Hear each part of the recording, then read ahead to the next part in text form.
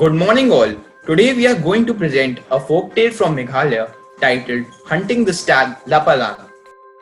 Once upon a time, there lived with his dam on the plains of Sylhet a young deer whose fame has come down through the ages in Khasi folklore.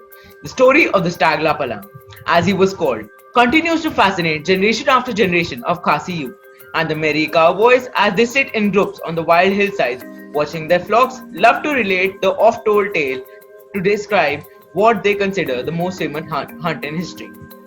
The stag lapalang was the noblest young animal of his race that has ever been seen in the forest and was the pride of his mother's heart.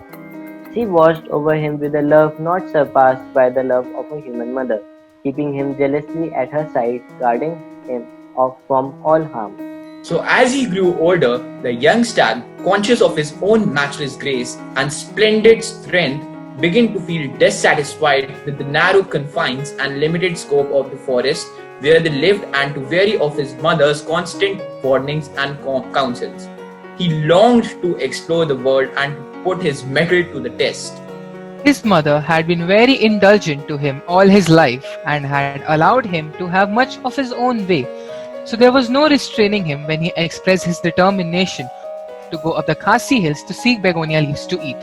His mother entreated and warned him, but all in vain. He insisted on going, and she watched him sorrowfully as with stately strides and lifted head he went away from his forest home. Matters went well with the stag Lapalang at first. He found on the hills plenty of begonia leaves and delicious grass too, and he revelled in the freedom of the cool heights. But one day, he was seen by some village boys, who immediately gave the alarm, and men soon hurried to the chase. The hunting cry rang from village to village and echoed from crack to crack. The hunting instincts of the Khasis were roused, and men poured forth from every village and hamlet. Oxen were forgotten at the plough, loads were thrown down and scattered. Nothing mattered for the moment but the wild, exciting chase over the hill and valley. Louder sounded the hunting cry, farther it echoed from crack to crack. Still wider grew the chase.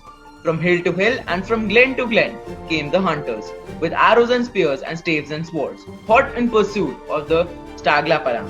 He was swift, he was young, and he was strong. For days he eluded his pursuers and kept them at bay, but he was only one unarmed creature against 1,000 armed men.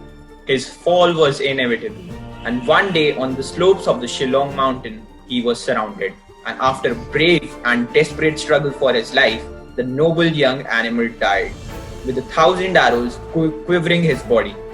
The lonely mother on the plains of the Sylhet became uneasy at the delay of the return of the stag Lapalang, and when she heard the echoes of the hunting cry from the hills, her anxiety became more she could endure.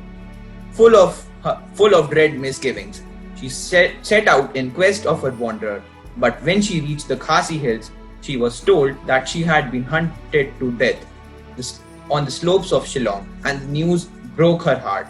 Staggering under the weight of her sorrow, she traversed the rough path through the wildwoods, seeking her dead offspring. And as she went, her loud, heart-rending cries were heard throughout the country, arresting every ear. Women sitting on their herds heard it and swooned from the pain of it, and children hid their faces in dismay. Men at work in the fields heard it and bowed their heads, and with the anguish of it. Not a shout was raised for a signal at sight of that stricken mother. Not a hand was lifted to molest her. And when the huntsmen on the slopes of Shillong heard the bitter cry, their shouts of triumph froze upon their lips, and they broke their arrows in shivers. Never before heard was such a lamentation, so plaintive, so mournful, so full of sorrow and anguish and misery, as the lament of the mother of the stag Lapalang as she sought him in death on the slopes of Shillong. The ancient Khasis were so impressed by this demonstration of deep love and devotion that they felt that their own matter of mourning was no way and was such inferior and orderless, without meaning.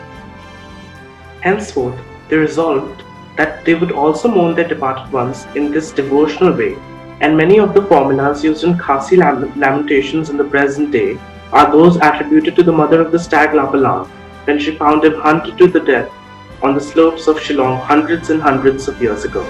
Thank you.